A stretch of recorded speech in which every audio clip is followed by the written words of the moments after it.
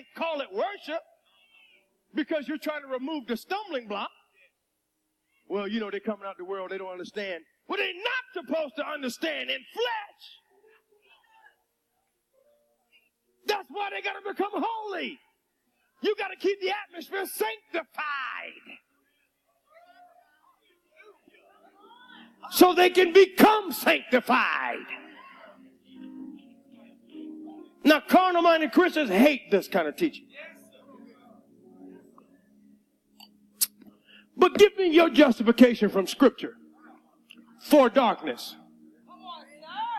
Give me your justification for sin. I'm arguing for priesthood. I'm arguing for God's house being holy. I'm arguing for God being hallowed. Show me your argument against that. Come out of them, be ye separate. Don't be unequally yoked with unbelievers. Stand on your feet. I'm talking about the sanctity of the house or the temple of God which begins in you. If there ain't no sanctity in us, ain't gonna be none in here. It begins in us, church. I'm not removing no stumbling blocks for sinners. Stop sinning.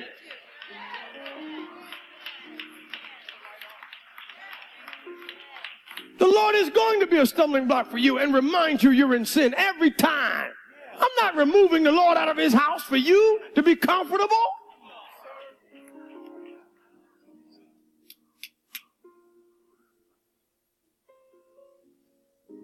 And for those of you who bring a sacrifice to the Lord, you ought to be offended because that's the attitude that lets the buzzards in.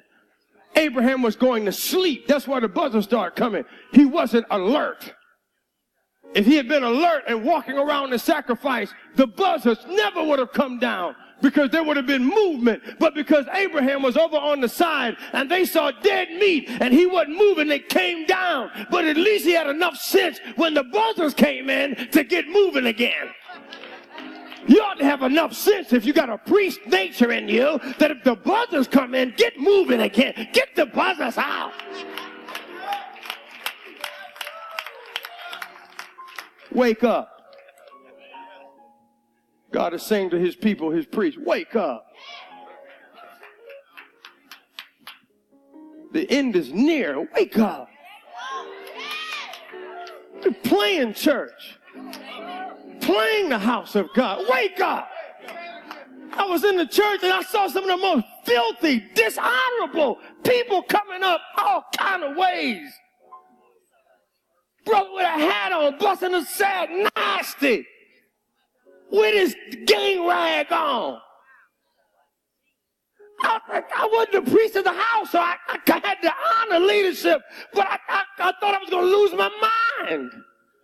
How did we get to this kind of place where the world has no sanctity? Once upon a time, if you were cussing, you stopped when you walked past the house of the Lord. If you were smoking, you put the cigarette out. If you were doing reefer, you put it out. You just going by. We'd have never thought to come in.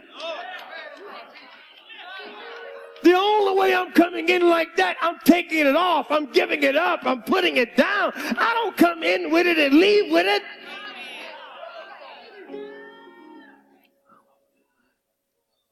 That responsibility is on the priest. We don't consider it a privilege to be priests. I consider it a privilege. Call me what you will. Say what you want.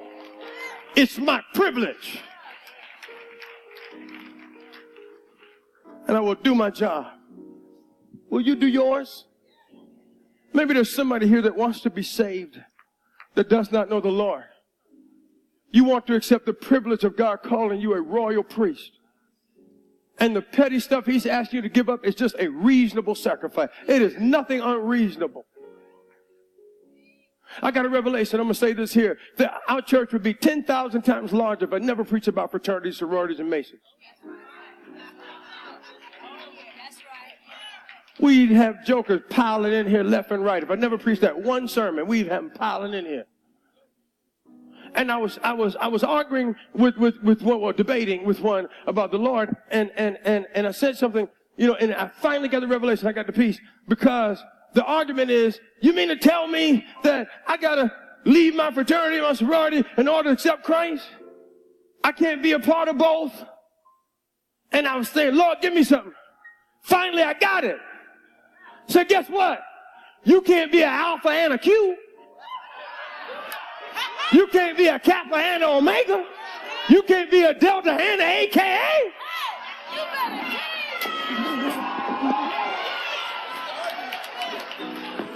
They tell you can only be one. So when the whole house of the Lord tells you can only be one, we're crazy.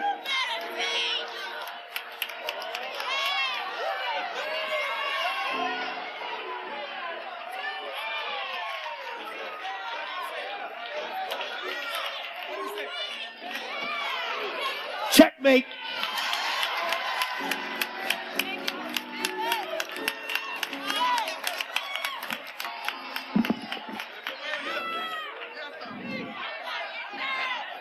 Game over.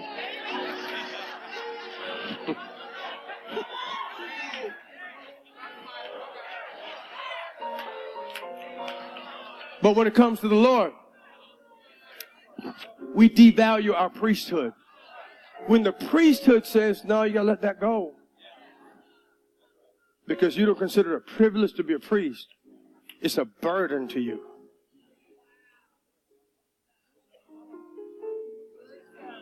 Oh, I know the Spirit of the Lord is teaching today. The Spirit of the Lord is teaching today. No compromise for the priest. None. Time to pray. I call for salvation. Is there anybody else that wants to be saved? Anybody else? Father, we come to you now in the name of Jesus. We come giving you the honor and the glory you deserve. We come asking you in the name of Jesus to forgive us for our sins. Purge us with hyssop that we may be clean, that we would be a house that you call honorable. We apologize for profaning your altars and your sacrifices and taking our swords and tools of the world to use them to craft a sacrifice for you. The devil is a liar.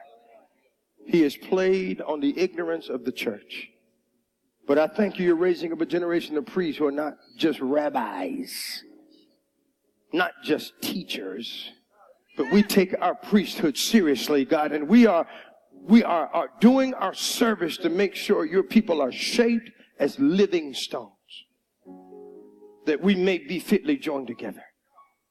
I pray for the Word of God church, who will come under attack for teaching like this, who will come under persecution for telling the truth. I pray that they will be bold in their priesthood. I pray that they will not consider that a burden, but rather a blessing, that when men revile you, speak all manner of evil against you, that we can rejoice in that day, for so they persecuted the prophets.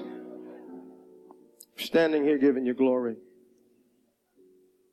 This is the place where your name is. So God, please, as Solomon asked you, even on his knees, I ask you, God, please meet us here. Please let this be the place where you bless us. Continue to meet us like you did this morning. Continue to walk the aisles this morning. Continue to do like you did and show yourself strong on our behalf. Silence the doubters.